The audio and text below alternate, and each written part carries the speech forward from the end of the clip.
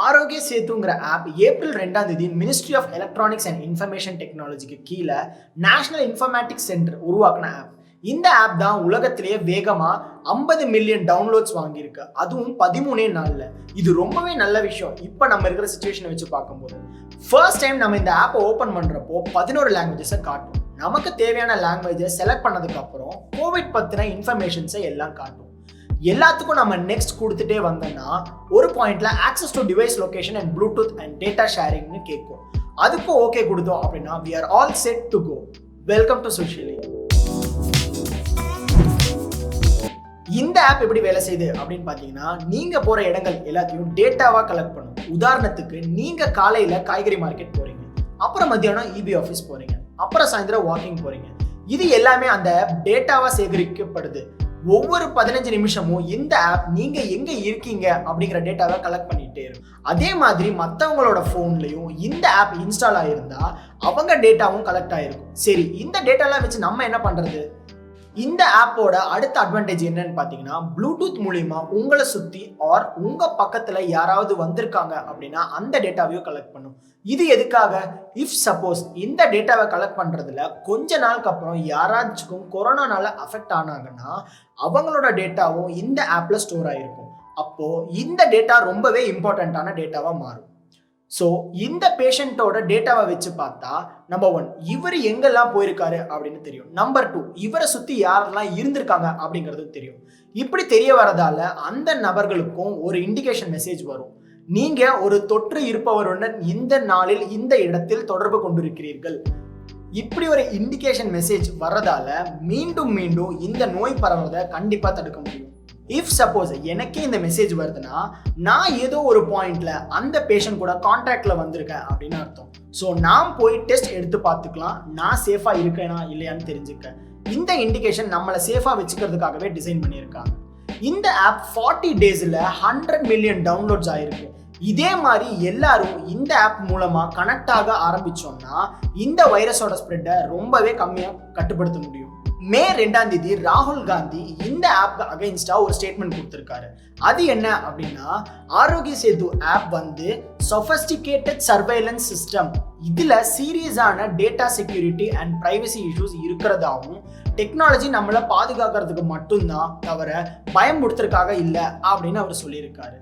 மே 5ஆம் தேதி பிரெஞ்சு நாட்டை சார்ந்த எத்திக்கல் ஹேக்கர் ராபர்ட் பேப்டிஸ்ட்ங்கிறவர் அவரோட ட்விட்டர் அக்கௌண்ட்ல என்ன போட்டிருக்காரு அப்படின்னா, ஆரோக்கிய சேது ஆப்ல செக்யூரிட்டி அண்ட் பிரைவசி இஷ்யூஸ் இருக்கு அப்படின்னு சொல்லியிருக்காரு. இதுக்கு நம்ம இந்தியன் கவர்மெண்ட் சார்பா அவரோட கன்சர்னை புரிஞ்சுக்கிட்டதாகவும் இதை சரி செய்திடலாம் அப்படின்னு ரிப்ளை கொடுத்துருக்காங்க. ஆனா இது வரைக்கும் எந்த எஃபர்ட்ஸும் எடுக்கலங்கிறதா உண்மை.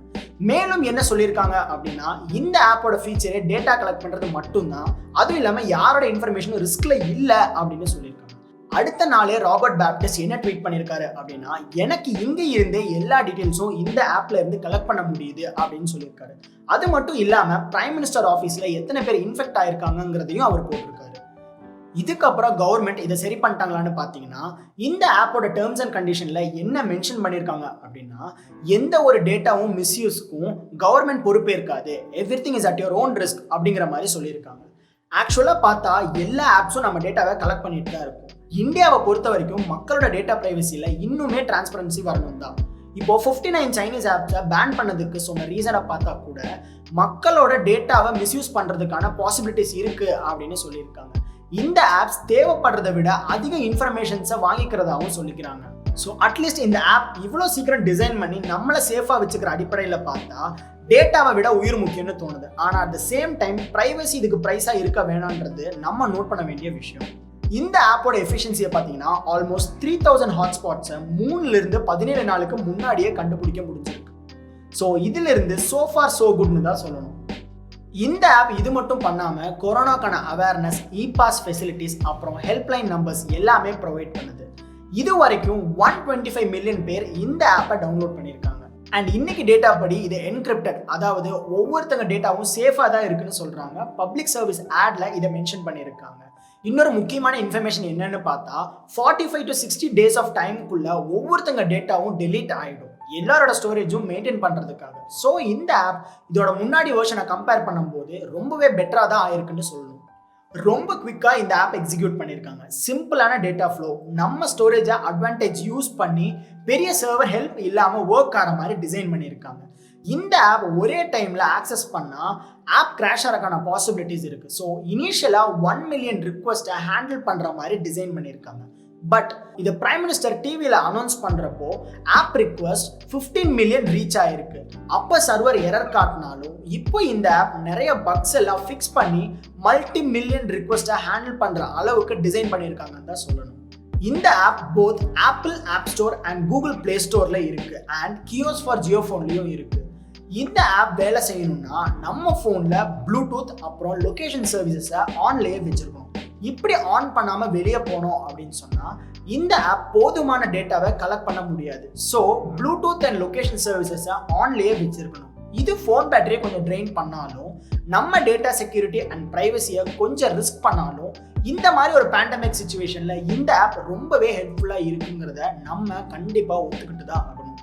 இப்போ ரீசெண்டாக மைனர் பக் ஃபிக்ஸஸ்க்கு அப்புறம் அப்டேட் பண்ண டேர்ம்ஸ் அண்ட் கண்டிஷன்ஸில் டேட்டா செக்யூரிட்டியில் இந்த ஆப் நம்ம டேட்டாவை பாதுகாக்க முழு முயற்சி எடுத்திருக்காங்க அப்படின்னு அப்டேட் பண்ணியிருக்காங்க. இந்த டேட்டா கலெக்ஷனை என்கிரிப்டடாக பண்ணதால் இதுக்கு முன்னாடி இருந்த செக்யூரிட்டி ப்ராப்ளம்ஸை முடிஞ்ச அளவுக்கு கம்மியும் பண்ணியிருக்காங்க. ஸோ எல்லாரும் ஆரோக்கிய சேது ஆப்பை டவுன்லோட் பண்ணுங்க. மறக்காம ப்ளூடூத் அண்ட் லொகேஷன் சர்வீஸை ஆன்லேயே வைக்க பாருங்க. So let's stay safe and be aware. Thank you.